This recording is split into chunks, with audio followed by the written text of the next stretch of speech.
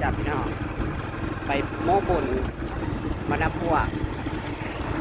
โม้บุญนะสาวเป่าเหือสะกอนพี่น้องแล้วก็สิเลยไปบ้านตุยงานดองต่อแล้วก็เดินสายตูดตลอดคือนะคอยบ่ได้หูเมื่อว่าฝนตกเลยพี่น้อง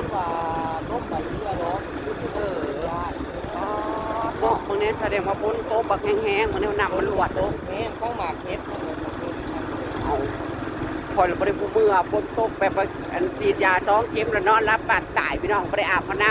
ำรับผีเดิมจังก็มาถ่ายคลิปไปคอยบ่ได้หูเมื่อขี่ม้าตาแตกอย่างเลยฝนตก ตื่นมากเลยบ่มีสัญญาณเลยตอนนี้พี่น้องลงคลิปก็ไม่ได้จ้าแห้งกว่านี้ผมแดด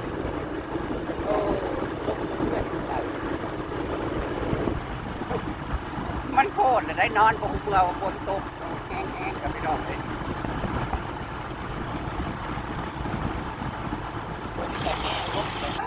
สบายดีเด้อพี่น้องปองฝ่ายพี่น้องวันนี้เฮามากงานแจกพี่น้องมาก็สิเลยไปฝุ่นเลยพี่น้องมูแล้วเราก็เลยไปฝุ่นเลยงามบ่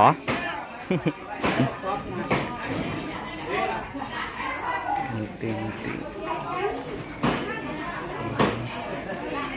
เข้าไปโม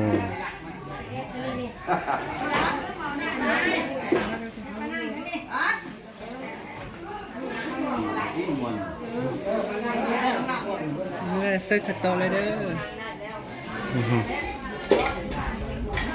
อีกก็ยังไม่ได้ยังอ๋ออีกก็ยังไม่ได้เห็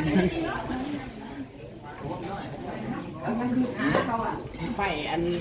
ดูแพนประวัติเลยไหนนั่งบ่ได้เล่าเจ้าบ่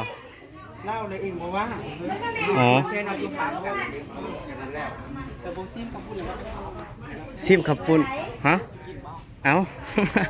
มาแล้วก็ต้องซิมแต่ว่าซิมแล้วก็จังไป คุณนะขับไปได้แค่นี้นะซิมขับปุ่นกันทางนใช้นางงามไปทางน้ำ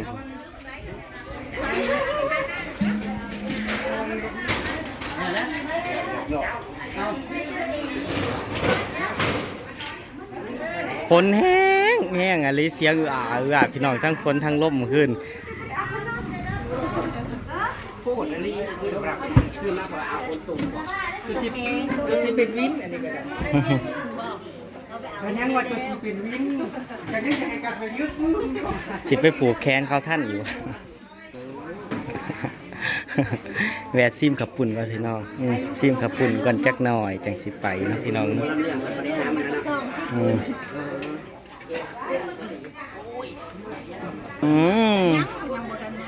แม่คือสวยคือหยังแท้ล่ะยังไปเอาอันถูกข้าวอยู่ว่าขับปุ่นมาจะกินแต่ขับปุ่นไม่ใส่ขับปุ่นให้แบนขับปุ่นให้แบนแต่ว่ามันทรงขับดันซีนเลยคือสีงามแต่เฮ้ยคือสีงามแท้แล้วคนกำลังมาพี่น้องคนกำลังหลั่งมา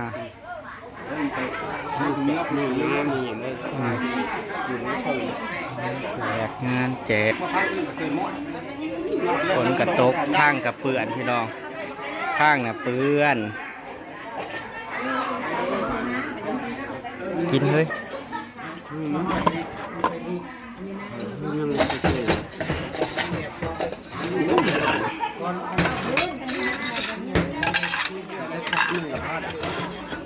ชิมจับหน่อยบัวมาเลยบัวประทันมาบ่ยังบ่เห็นเราคนลงมาว่าก่อนนี่แม่นบ่ฝนตกเด้น้ำข้าวปุ้นสีหนากินสมดินก็ยังบ่ได้แล้วอยู่เอาผมจักโชว์บ่ทันดักสรุปแล้วอยากจักรถบัดนั้นนี่ผัดสีแบบเข้มแห้งกันนะ บัดต้นนี้สีแบบ อันนี้ถ้วยนะแม่อันนี้ไว้กัน อันนี้น้ำหนามหลาย สิมัน ห่วงช้างหมดแล้ว น้ำไก่ใช่ไหม แม่นไก่แขก4ตัวแต่ผู้ใหญ่ ไก่ไอแขกกับ ฉัน เป็ เป็ ด ด เจ้า แห้งแท้บอกนอนน่ะนอนจนบ่ได้ฮุบเมื่อคืนมาสัญญาณกับบ่มีในรถคลิปก็บ่ได้ บ่ได้ บ่มีสัญญาณเลยเด้อเล่นกันยังยา สัญญาณลง ฝนตก เฮาว่ารักสัญญาณ ถ้าว่าเฮฟตกน้ำบ่ หมากเฮ็บ จัก หมากเฮ็บตกได้แต่ว่ามันบ่หน่วยบ่ใหญ่หั่นนะมันตกแล้วมันนั่น ตอนนั้นลูกมาเบิ่งเมื่อคืน ลมเพราะว่าป้าดปานเฮานำบ่ได้ฮู้มือให้ เอ้าเฮาคิดว่าเพิ่นลูกมาปิดแอร์ บ้าปิดยังไฟดับบ่จักนี่ยังเปิดตลอด จะบอกถ้าบ่ได้ปิดนะแอร์นะได้ห ปิ อ ด ม แล้วมื้อเช้านี่คอยปิดมื้อเช้านี่ ปิดลมแฮงอะเลียรอเฮ้ยเมื่อคืนนี่นั่น เองไปเฮ็ดอันนี้ถ้า โอเคไป เห็นแล้ว มากิ เดิ น นทางต่ออีกแล้วมีราย ไป งาน ทางใดอีกนะ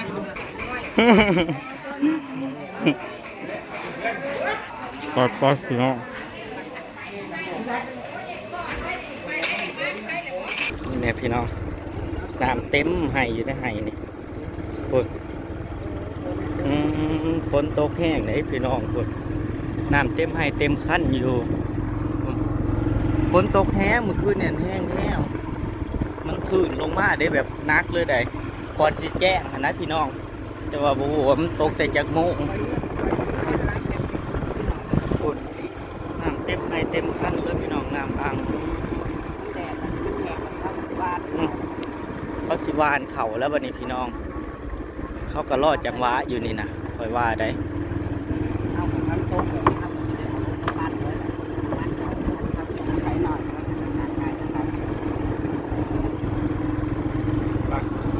เดินทางไปบ้านนาวาพี่น้องผูกแขนตอนเช้าน้ำเตย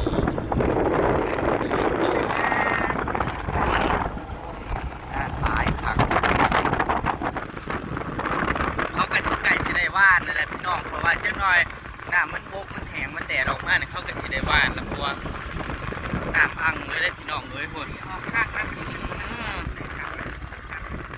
สิได้กินพวกกบ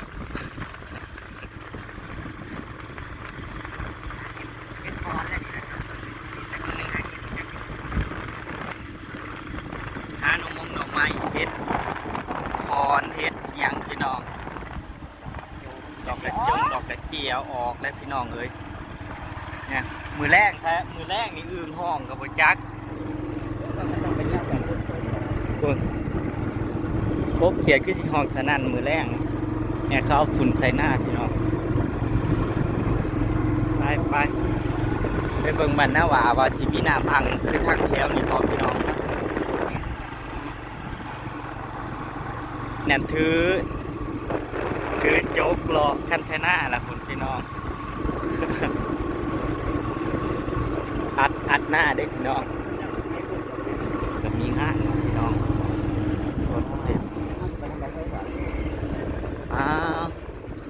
อยู่นี่ก็มีงานเขาจัดงานอยู่ในกลางถนนเล็กน้องบ่มีทีนะนั่นต้องมีที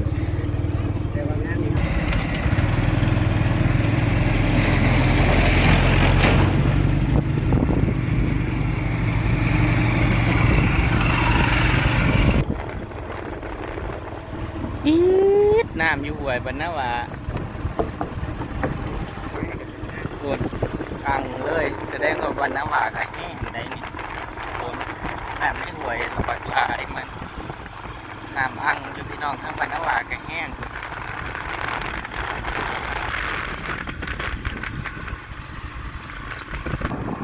ปวดให้ที่เฮาหากบนะพี่น้องพอน้ำได้กบใหญ่น่ะก็อังเบิดแสดงว่าแห้งคือกันสาทางนี้นะเขาสิได้วานพวกเขาสิได้ตกกะอะไรนะที่น้องบนทางอะไรหน้าไม่นั่งเลย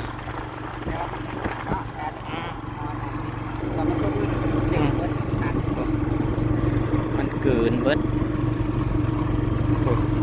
พี่น้อง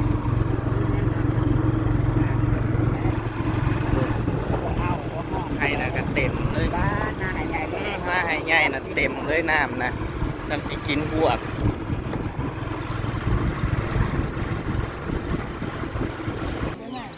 ไม่นั่งไม่นั่งตุยไปใส่พี่น้องมาหอดแล้วพี่น้อง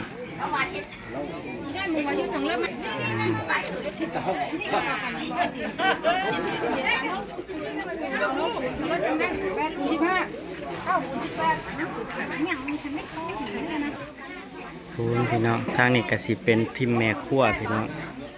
ทิมแม่ครัวเห็ดกับกงกับเขาพี่น้องผักทรงผักศีลล้างถ้วยล้างบวงพี่น้อง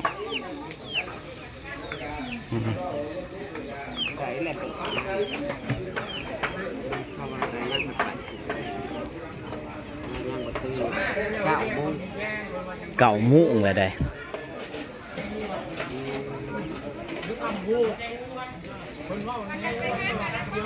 เอาใส่เสี่ยวเจ้า ไป ไม่นั่งตุย เห็นหน้าสบายดีพี่น้อง เอาคือเสียวจังซะ นอนยังมาตื่นมาลืมไปใจมาหูไปหาเฮ็ดบดมาจ้าง กะบอกว่า บ้าวมาดูมาเบิ่งในเฮ็ดบดนี่นะติด เบิ่งแน่เฮ้ยเต็มอยู่เฮ็ดโบสพี่น้องเฮ็ดโบสเบิ่งแน่ อันนั้นแบกมานั้นเฮ้ยเต็ม มันสิใหญ่อยู่มันสิใหญ่อยู่จังซี่นะเฮ็ดโบสออกแล้วเด้อเฮ็ดโบสออกแล้วพี่น้อง ข่อยเห็นอัน โบสหลายตั้งว่า หัวดเขาเลี้ยงกันอยู่พี่น้อง3-4หัวดก่อนล้างถ้วยพี่น้องล้างถ้วยล้างถ้วยล้างตามรวมด้วยช่วยกันพี่น้องญาติพี่น้องกับพี่น้องมาซอยกันจ้า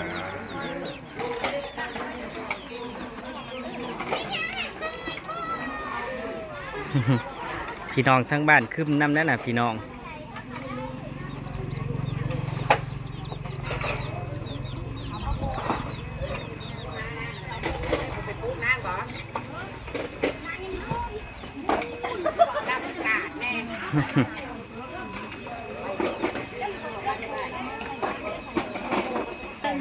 เจ้าบ่าวได้นั่นพี่น้องเสียขาวนะคือเจ้าบ่าวสิขอแล้วพี่น้องสิขอแล้วเขาสิขอแล้วกำลังเอินเถ่าเอินแก่แล้วพี่น้องจะทำการขอแล้ว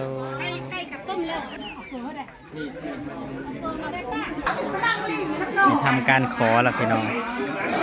ทำการขอเจ้าสาวพี่น้องฝ่ายเจ้าบ่าวเจ้าสาวเนาะเจ้าโคตรตาหน้าเนี่ยแหละพี่น้องทั้งสองฝ่ายมาหาผู้น้ำกัน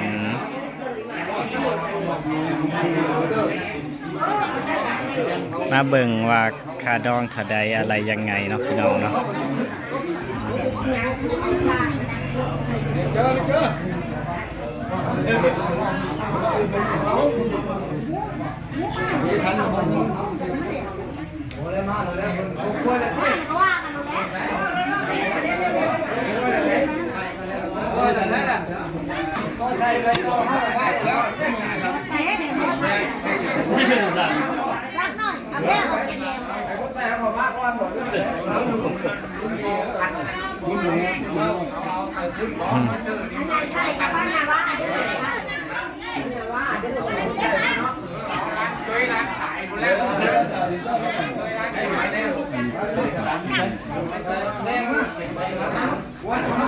สีเว้าได้พี่น้องวันนี้ทำการเว้า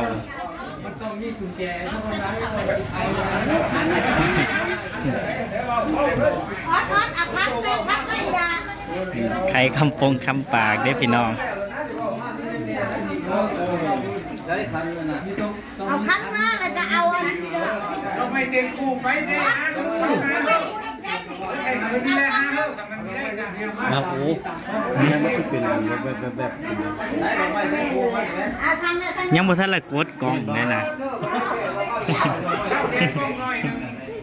ช่องฟ้องเราช่องคันไหนจะคิดได้บอก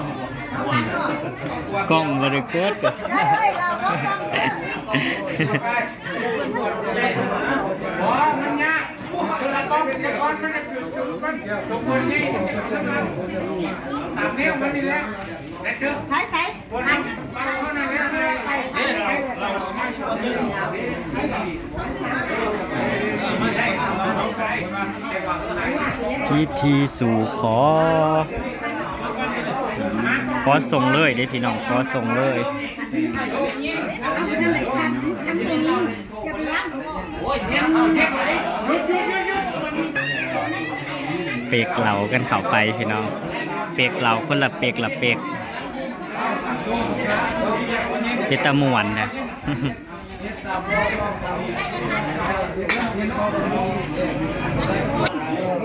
ขายแก่ก้อนก่อนแก่ก้อน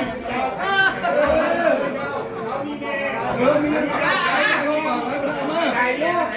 ว่ามันเป็นแก่แล้วไก่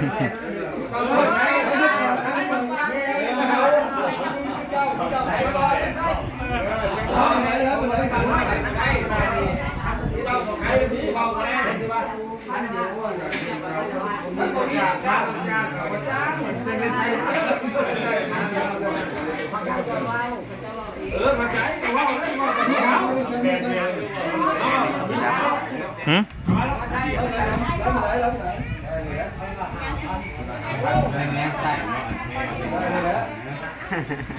เว้ยไหนวันนี้ บ้านคนเป็นลูกเนี่ย มันก็ได้ยินคาดองคาใดนะ เป็นเรื่องเอาลูก เขาแก่เขาตายมันต้องได้นะ ไม่น่าข้างล่างเพราะว่าละกายกำลังมา ว่าได้ก็เอาไม่ได้ก็เอาเฉยได้ทำไหวเอาได้ก็ได้เอาไม่บริสุทธิ์ได้สามมาแล้วที่ส่งแล้ว ส่งกันไปที่เราได้ แสดงวันนี้เลยเนาะแม่เจ้าบ่าวแม่เจ้าบ่าวเจ้าแม่เจ้าบ่าวกับพ่อเจ้าบ่าวป้าพ่อเจ้าบ่าวก็เยอะนะ ใช่นั่น เอาแม่นบ่แม่นบ่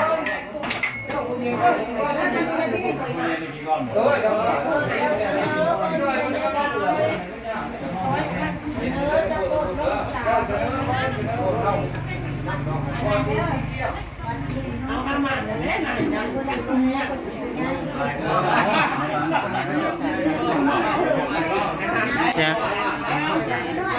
แล้วโคตรใหญ่เขาพัง ตะโคตรใหญ่นั่น เขาพัง คือบ่เข้าไปฟังเราฟังบ่ ไปทางช่อง1,500จะไปรีดได้จะต้องเอาไหนไหน เป็นขีดเรา ค่าดองเท่าได้นี่นะ ไปสั่งเป็นติดต่อ แดงจักแสนยาย อ่ะแม่ บอกให้เขาไปติดต่อ แตงจักแสนนี่ค่าดองจักหมื่น อาม่าโลดตอนนี้นะ500วันละ ค่าดองจักหมื่นค่ำจักบาท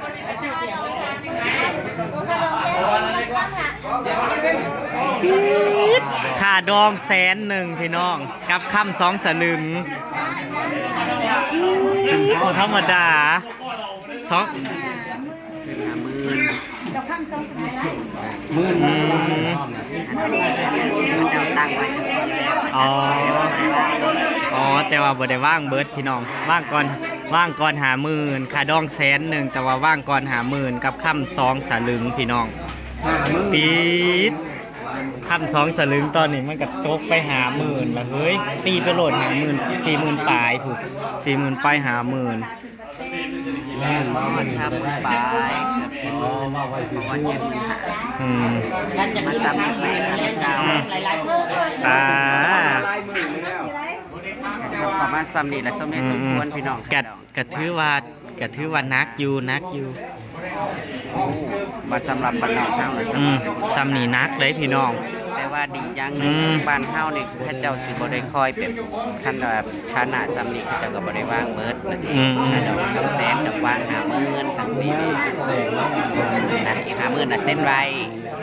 มาติดต่อมาหายเนี่ยผม เนาะสิประมาณนี้แหละพี่น้องจะพาไปการไปซ้ำนี่ก็แล้วกันจะตามไปหน้าก็แล้วกันเด้อพี่น้องเด้อ ติดต่อมาครับ จ้าไปละพี่น้องสวัสดีครับผม เป็นปลาเป็นขอบเป็นตัวเอาหักข้าวแพงเอาสั่งข้าวสั่งครัวสั่งลูกขึ้นแล้วกัน ผัวเดียวเมียเดียวผัวเดียวเมียเดียวไปละพี่น้องคลิปนี้ก็ได้สวัสดีเด้อครับตามคลิปหน้าพี่น้องบ่เห็นฮอดหน้าเจ้าสาวซ้ำเห็นแต่หน้าเจ้าบ่าวนี่